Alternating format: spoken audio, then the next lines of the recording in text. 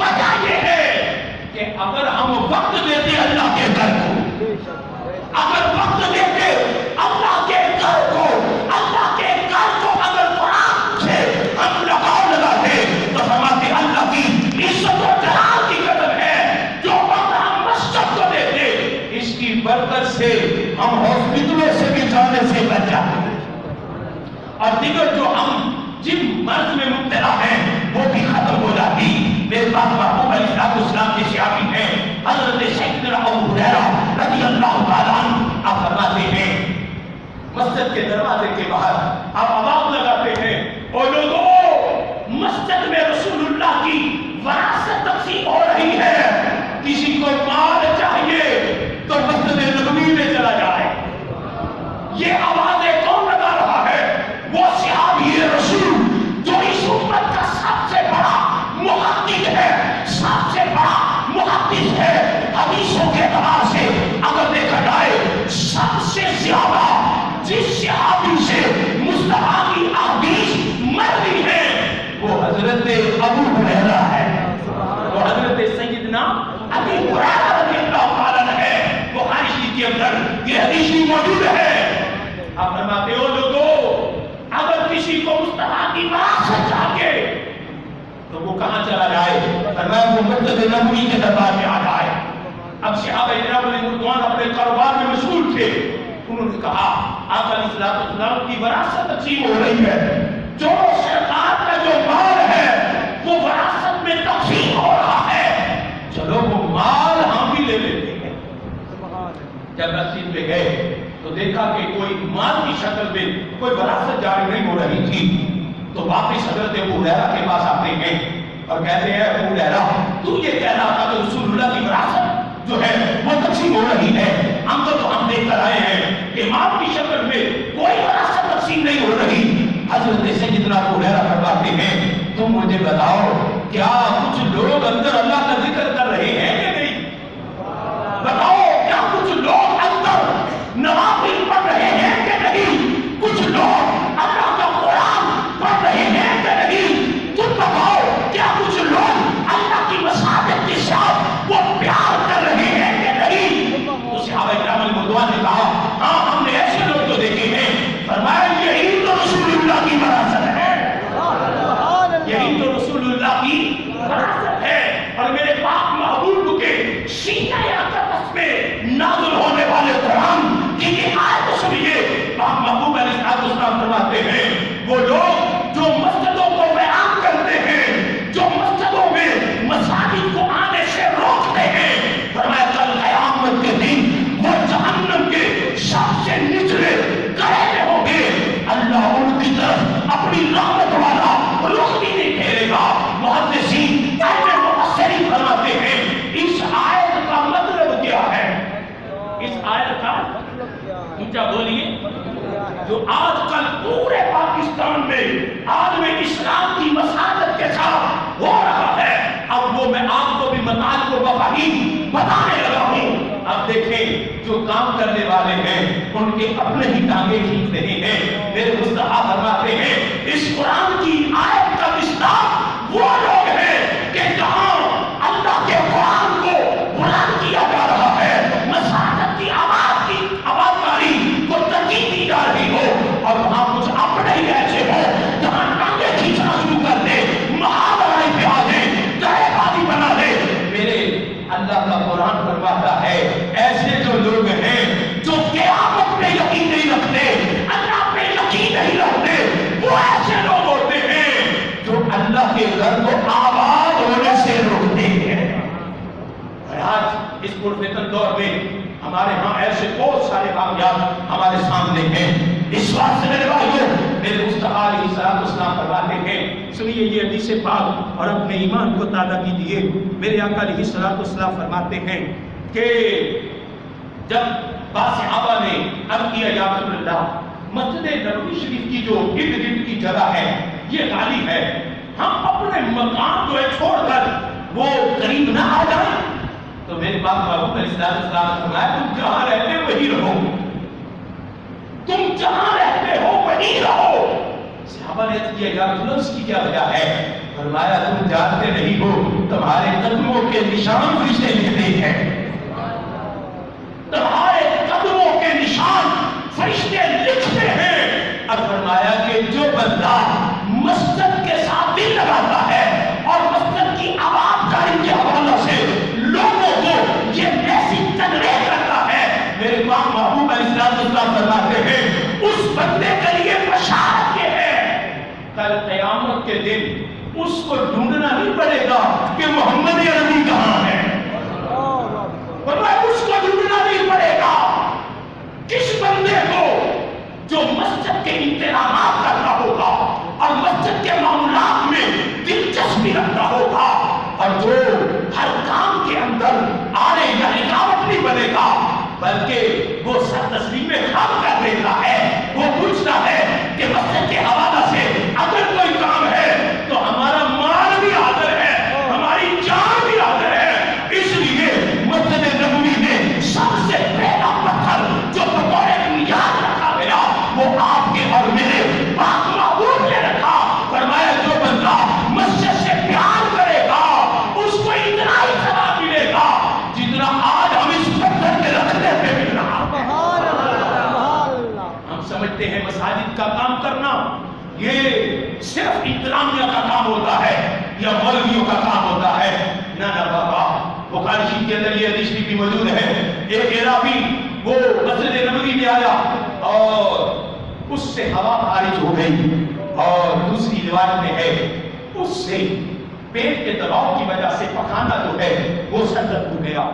अब सहाबा किराम अलैहिर्रिज़वान ने जब देखा कि निजासत जो है उसके लिबास से मस्जिद नबवी के फर्श पे पड़ी हुई है तो सहाबा किराम ने उसको बोलना शुरू कर दिया।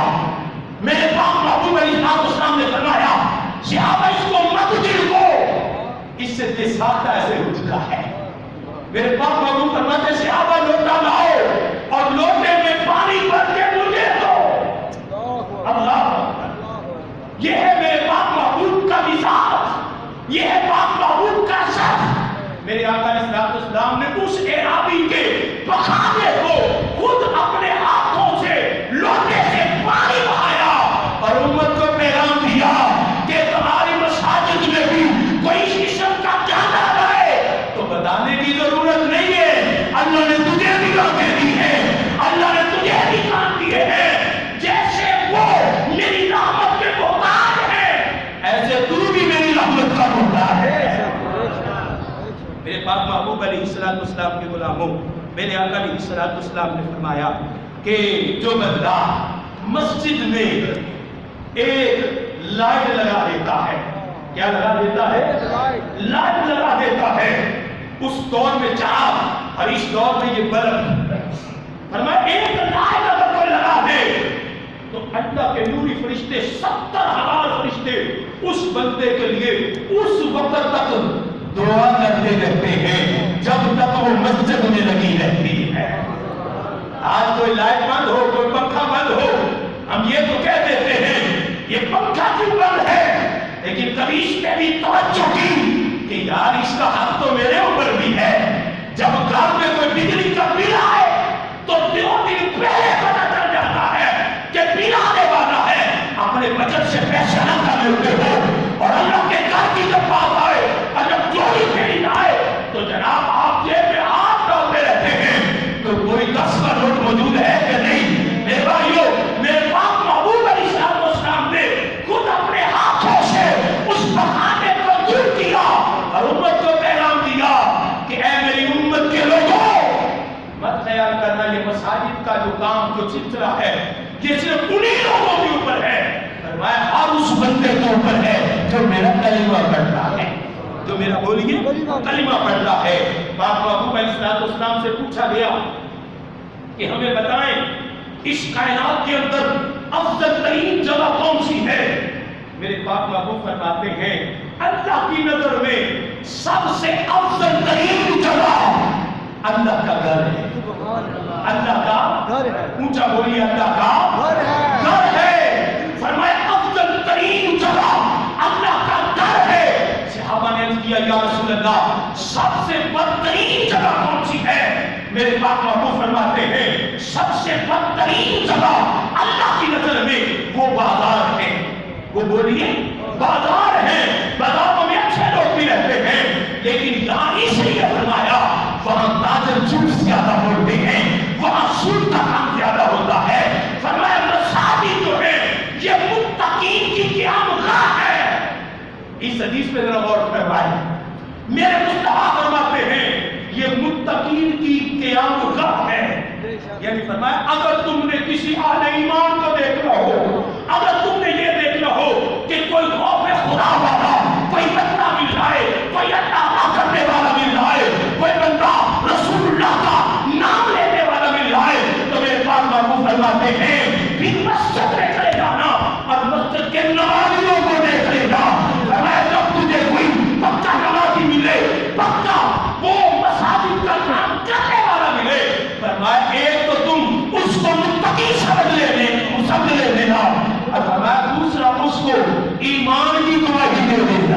نعرہ تکبیر، نعرہ رسالت، نعرہ تحقیق، نعرہ حیدری، ہمیں دین اسلام سے اور مساجد سے پیار کریں، مساجد سے پیار کریں، لوچی بولیے مساجد سے پیار کریں۔ یہ جو مہینہ آ رہا ہے رمضان المبارک کا مہینہ، بڑی برکتوں والا، بڑی فضیلتوں والا مہینہ، اس حوالہ سے ہم نے آپ کے لیے ایک پیکج تیار کیا ہے۔ اگر آپ تعاون کریں تو اس کا اجر بھی آپ کو مل سکتا ہے۔ وہ پیکج کیا ہے؟ یہ ہماری مسجد کی جو انتظامیہ ہے اس کے حکم پر اور ان کے بنائے ہوئے منشور کے تحت یہ پیکج آپ کو میں دے رہا ہوں۔ میں جب دیکھتا ہوں کہ دیگر بڑی بڑی مساجد میں دین کا کام ہو رہا ہوتا ہے تو پھر میں یہ اپنے دل میں خیال کرتا ہوں یار ہماری مرکزی مسجد ہے جو عوامی طور پہ بھی سب سے بڑی مسجد ہے اور مالی طور پر بھی ان کے جو گرد و جوان کے لوگ ہیں وہ بھی مضبوط ہیں، تو پھر میرے سینے کے اندر یہ بات جب آتی ہے تو ایمانی تقاضا یہ ہوتا ہے کہ پھر وہ کام جو دیگر مساجد میں ہوتا ہے وہ ایسا کام ہم اپنی مساجد میں بھی لے کر آئیں۔ اور وہ کام کیا ہے؟ وہ یہ ہے رمضان المبارک کے پہلے عشرے میں 10 روزہ ہم یہاں 10 روزہ تربیتی پروگرام منعقد کروا رہے ہیں۔ 10 روزہ اور اس کا ٹائم جو ہے وہ صبح 10 بجے سے لے کر 11 بجے تک ہوگا۔ تفصیلی جو حوالے سے وہ علامہ یاسین صاحب آپ کو آخر میں بتا دیں گے، لیکن ضمن میں اس پہ اپنا حصہ ڈال رہا ہوں۔ اس میں 10 روزہ تربیتی روحانی نشست ہوگی 10 بجے سے لے کر 11 بجے تک۔ 10 بجے سے لے کر 11 بجے تک اس میں ہوگا کیا؟ اس میں ہماری جو نماز کی اصلاح ہے وہ ہوگی، نماز کس طرح پڑھنی ہے، اس کے مسائل کیا ہیں، اور روزمرہ کے جتنے بھی بنیادی اور دینی مسائل ہیں وہ آپ کو پڑھائے جائیں گے۔ اور وہاں اس نشست میں 20 منٹ ہماری اصلاح کے اوپر زور دیا جائے گا، ہماری اصلاح کے اوپر، اخلاقیات کے اوپر ذہن سازی کی جائے گی۔ آپ خود بھی تشریف لائیں اور اپنے بچوں کو بھی بھیجیں۔ ہمارا کام تھا یہ سلسلہ روحانی جو ہے اور ہماری انتظامیہ کا کام تھا یہ آپ کے سامنے پیش کر دینا۔ وہ کسی نے کیا کہا تھا کہ ہم نے تو دل جلا کر سر راہ رکھ دیا ہے، اب جس کے جی میں آئے پائے وہی روشنی، ہم نے تو دل جلا کے سر راہ رکھ دیا ہے۔ اللہ تعالیٰ کی بارگاہ میں دعا ہے اللہ آپ کو بھی ایسے عوامل کرنے کی توفیق عطا فرمائے۔ وما علینا الا البلاغ۔